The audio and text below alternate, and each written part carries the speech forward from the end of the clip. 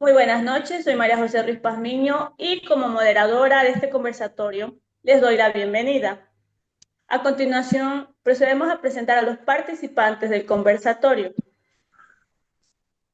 Hola, muy buenas noches. Mi nombre es Dayana Santana y soy parte del conversatorio. Hola, muy buenas noches. Me presento. Mi nombre es Ernesto Sayay y también conformo parte del conversatorio. Buenas noches, yo soy Christopher Sandoval y también pertenezco al conversatorio. Muy bien, muchas gracias. Hoy abordaremos 5 preguntas claves que relacionan el pensamiento de grandes economistas clásicos con la realidad económica del Ecuador actual. A lo largo del diálogo, cada uno de nuestros compañeros dará su punto de vista y al final de cada pregunta haremos una breve retroalimentación conjunta para resaltar ideas importantes. Iniciamos con la primera pregunta. ¿Cómo se pueden aplicar las ideas de Adam Smith sobre la mano invisible en el contexto de la economía ecuatoriana actual, especialmente considerando el papel de las pequeñas y medianas empresas en el mercado? Bueno, si bien sabemos, la economía ecuatoriana enfrenta desafíos estructurales que requieren enfoques teóricos adaptados a su realidad. Entonces, la mano invisible de Adam Smith y pymes ecuatorianas, sabemos que las pymes ecuatorianas son pequeñas y medianas empresas que representan el 97% de empresas formales en Ecuador, y la mano invisible propone reducir barreras burocráticas para facilitar su formalización. También eliminar las distorsiones de precios en sectores estratégicos y promover potencias en mercados dominados por oligopolios. Sin embargo, requiere un Estado que garantice estabilidad energética y combata la inseguridad. Como sabemos, y como actuando como mano invisible, se cree condiciones básicas para un libre mercado.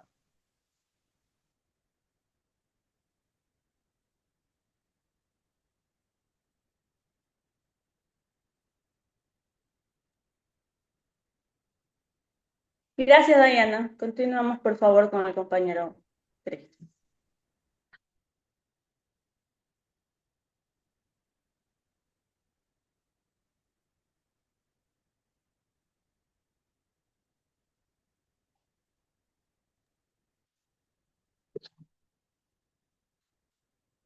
Damos paso al compañero Ernesto.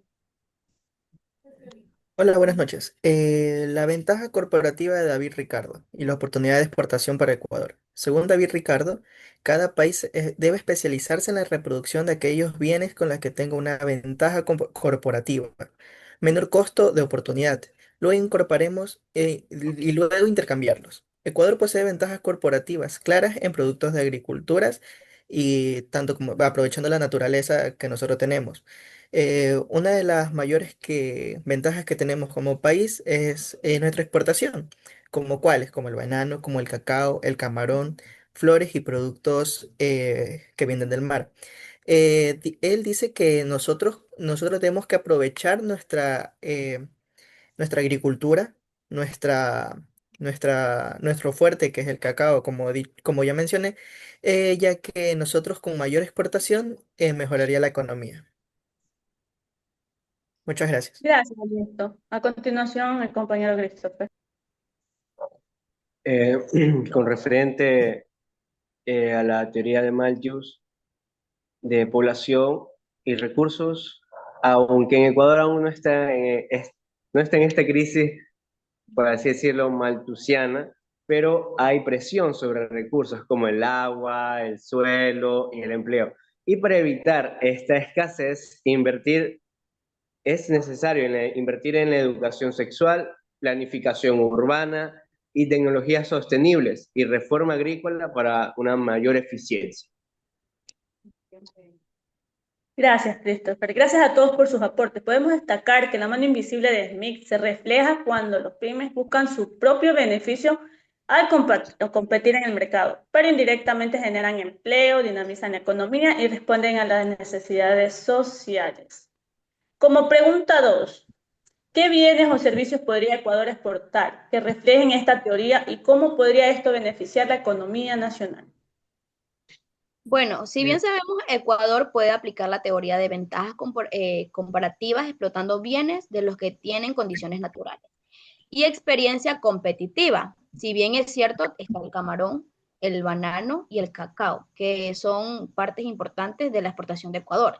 Sabemos que el camarón lidera la exportación no petrolera con 1,230 millones de dólares en el primer bimestre del 2025, presentando el 26,5% del total, con mercados claves como países que exporta como China, Estados Unidos, Unión Europea.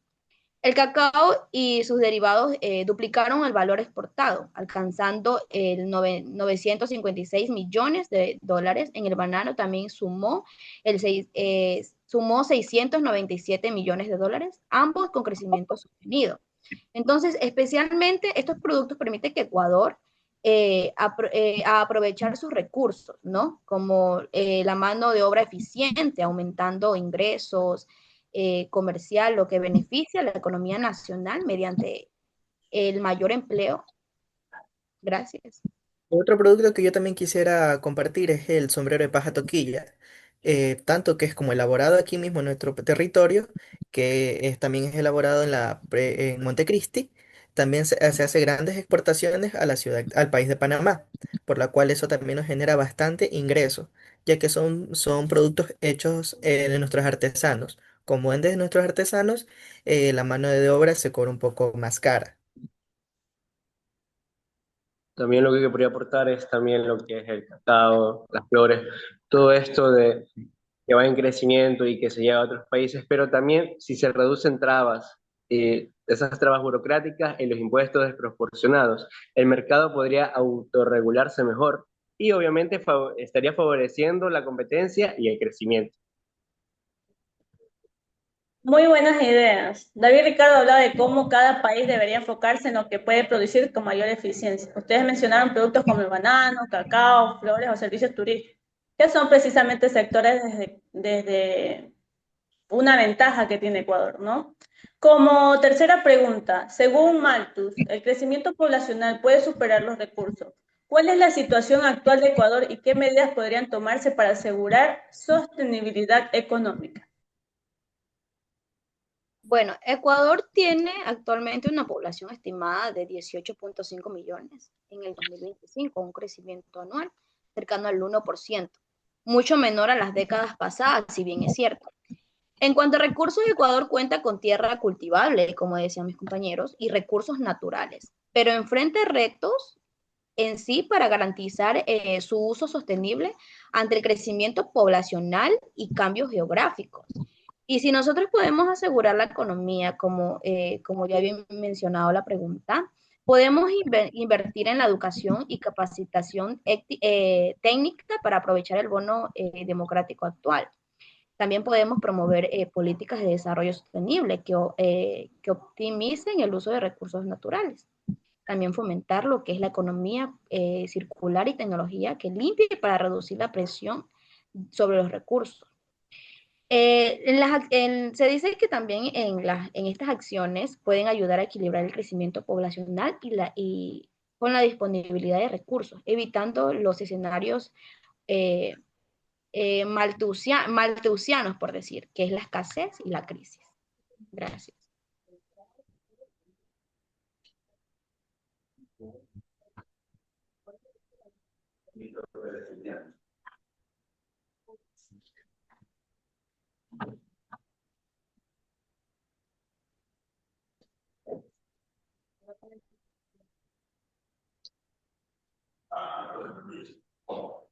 Aporten, compañeros, por favor. Siguiente pregunta.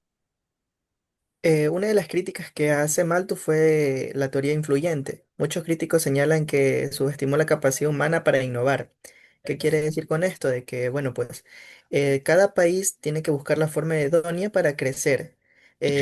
O sea, crecer en el sentido de crecer como país, como nación, teniendo sus ciudades, sus capitales como fuente de economía. Porque la economía de un país, como las grandes ciudades, es lo que mueve a las personas para trabajar, para impulsar y por un crecimiento, ya que si hay fuentes de trabajo, hay ciudades grandes. Y si hay ciudades grandes, bueno, pues crece la población. Muy aparte de aquello, se podría decir que es un derivado por la cual, como hay fuentes de trabajo, hay dinero, se mueve el país. Gracias. Ecuador está creciendo, pero también está esa pregunta de si también estarían creciendo nuestros recursos.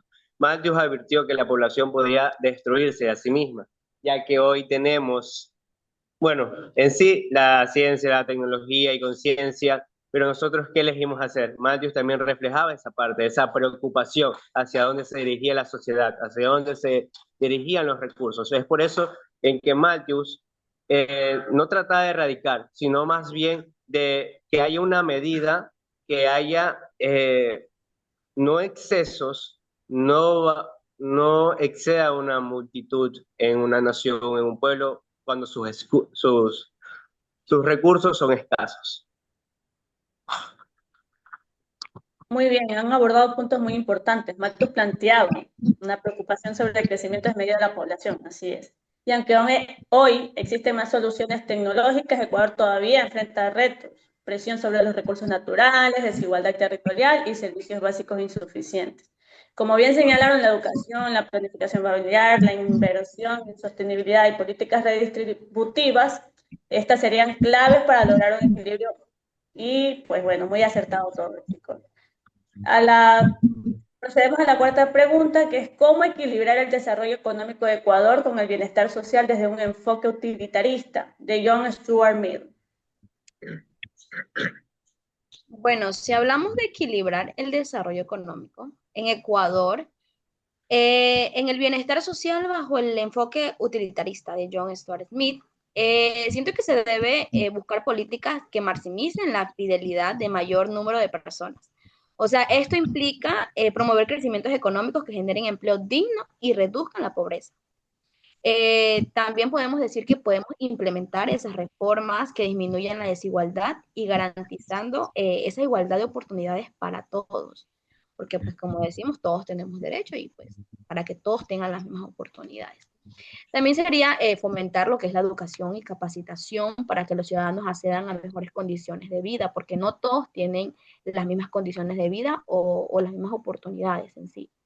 Y también podemos lo que es asegurar que la libertad individual busca la felicidad, que no cause daños a otros respetando los límites sociales. O sea, esto no solamente busca el bien común, sino que busca donde el progreso económico se traduzca en bienestar social, real y sostenible. Gracias.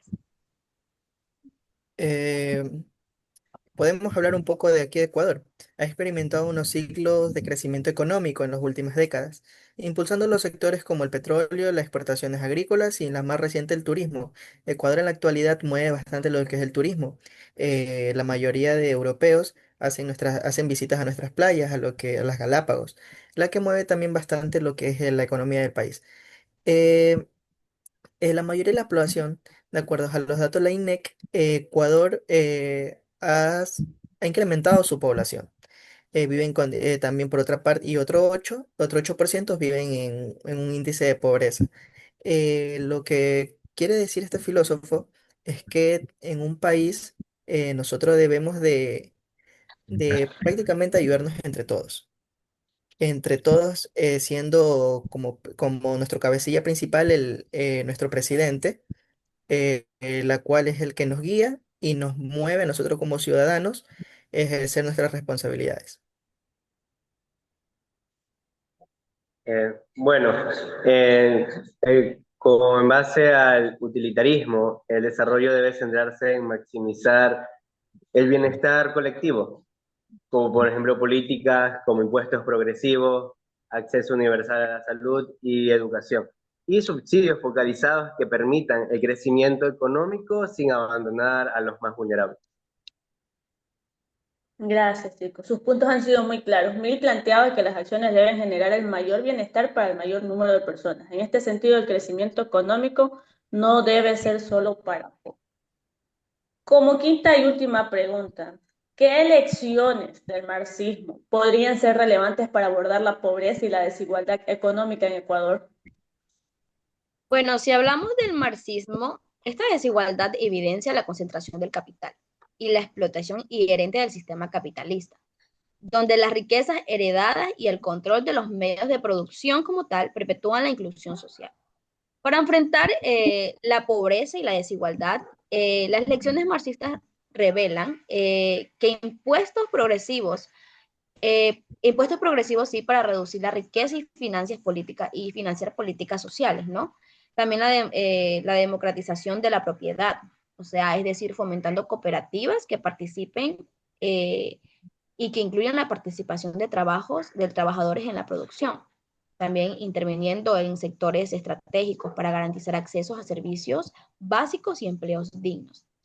Estas medidas en sí buscan como fomentar las estructuras económicas que reproducen como tal la desigualdad y promueven una sociedad más equitativa, adaptando las críticas en sí críticas y marxistas y la realidad ecuatoriana actual también, ¿no? Gracias. La desigualdad en Ecuador no solo la economía, sino estructural. A pesar del crecimiento económico en ciertos sectores, la riqueza se sigue concentrándose en la élite, mientras que millones de personas viven en una pobreza y trabajan con informalidades. El marxismo propone cuestionar el modelo de distribuir la riqueza a través de las políticas fiscales. Él quiere decir que, bueno, pues eh, que ni los ricos tengan ventajas sobre la gente más humilde. Por eso él propone una propiedad colectiva y participación popular, aunque no se trata de aplicar solamente el marxismo como tal, porque sería una forma muy radical y podría verse como que fallas. Y que bueno, pues la cosa es que debería ser un país más equitativo. Bueno, con respecto a esto de la teoría marxista y el marxismo y todo lo que plantea Marx, aunque el marxismo denuncia con razón y con validez que la desigualdad, que los ricos, los pobres y todo esto, sus soluciones no siempre funcionan en la práctica. Por ejemplo, en Ecuador, aplicar estos tipos de modelos marxistas sería muy peligroso, porque está el fracaso histórico del comunismo. Hay países que aplicando este pensamiento marxista o comunista no llegaron a nada. La eliminación de la propiedad privada es algo, un chiste o algún sueño que tanto anhelan los comunistas, pero al momento de tenerlo no se les sale la mano, el país está en decadencia, todo lo que llega a tener el país lo llega a perder, y también la parte de la desconfianza en el mercado. Van a desconfiar en el mercado y no el Ecuador, el comercio local, el microemprendimiento y las exportaciones han sacado a miles de personas de la pobreza. No se puede ignorar esa realidad, es verdad. Pero demoniza el marxismo demoniza el mercado. El Estado sobredimensionado, que suele generar corrupción, burocracia, ineficiencia y un sistema político burdo, absurdo. Y está la clase versus la nación. El sistema marxista divide mucho, el enfoque marxista divide a la sociedad entre los opresores y los oprimidos. Pero Ecuador necesita unidad, cooperación y que estas clases sean una sola, no exista esa polarización. Gracias. Excelente cierre, chicos. Marx cuestionaba cómo el sistema capitalista generaba concentración de riqueza en pocas manos. En Ecuador aún enfrentamos esa desigualdad estructural, como ustedes lo han dicho. Quiero agradecerles a cada uno de ustedes, Christopher, Dayana y Ernesto, por su compromiso, sus reflexiones y la profundidad de sus análisis. Hemos demostrado que las teorías económicas clásicas siguen siendo útiles para entender los desafíos actuales en Ecuador. Reflexionar desde distintas corrientes nos ayuda no solo a interpretar el presente, sino también a imaginar un futuro más justo. Gracias por su participación. Han sido un excelente diálogo.